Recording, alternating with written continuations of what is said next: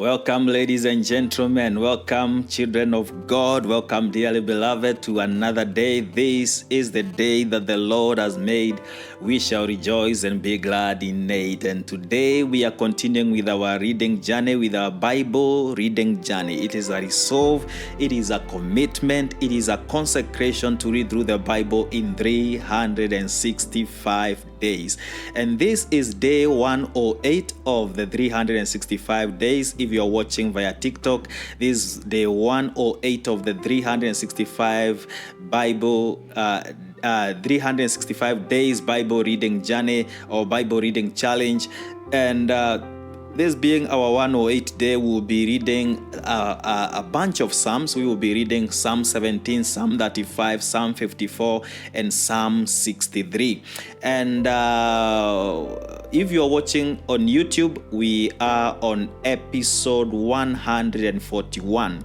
So I believe there's a blessing. We are still on the journey. We are still reading the story of David and how God gave him several chances to kill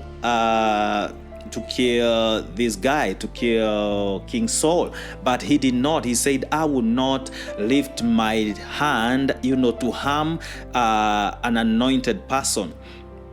And he shows King Saul that several times, like twice. And we reached a point where now King Saul also decides, I will not pursue David anymore. One, because David has shown that he has no ill will against him.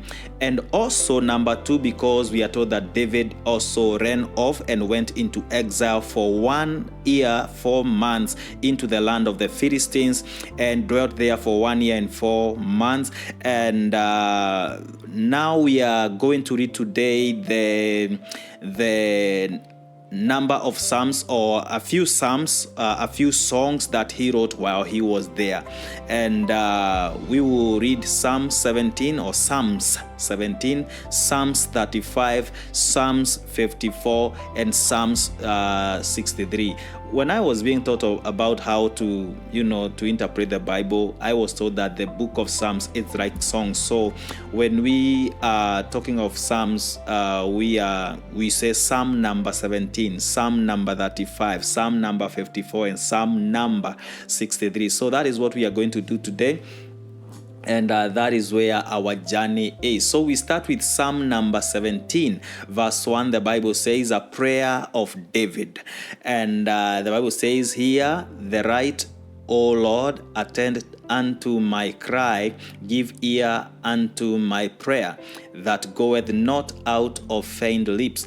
Let my sentence come forth from thy presence. Let thine eyes behold the things that are equal. Thou hast proved mine heart. Thou hast visited me in the night. Thou hast tried me and hast found and shalt find nothing. I am purposed that my mouth shall not transgress concerning the works of men. By the word of my lips I have kept me from the path of the destroyer. Hold up my tongue in thy paths, that my footsteps slip not.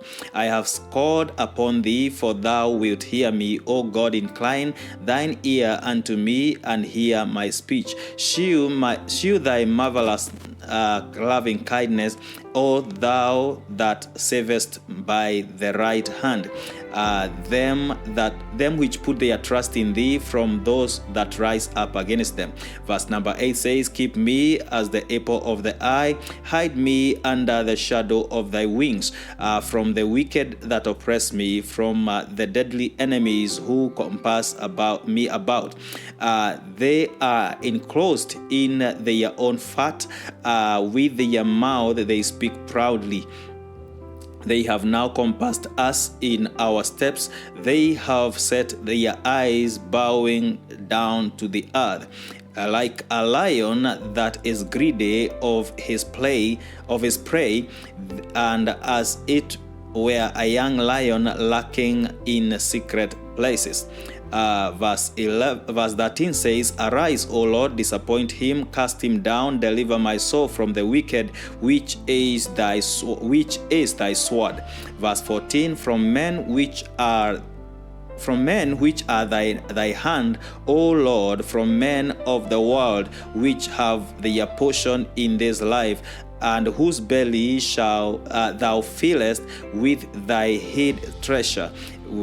They are full of children, and leave the rest of their substance to their babes." Verse 15, which is the last verse of Psalm number 17, says, "As for me, I will behold thy face in righteousness. I shall be satisfied when I awake with thy likeness." So we hear some few things that David mentions there. One, he says that he will not transgress with his lips. Then he says of people that are coming after him, and he acknowledges that some of them may be being used by God when he is saying that from men which are thy hand, and from the wicked which is thy sword. So sometimes this is to tell you that sometimes God uses some people to punish his loved ones, or to chastise his loved ones. And David acknowledges this and says, "Save me even from them that you have sent yourself, to chastise me." You understand? And we go now to Psalm number 35. Psalm number 35, verse 1, the Bible says, "A psalm of David," that is how it starts, in brackets, "a psalm of David."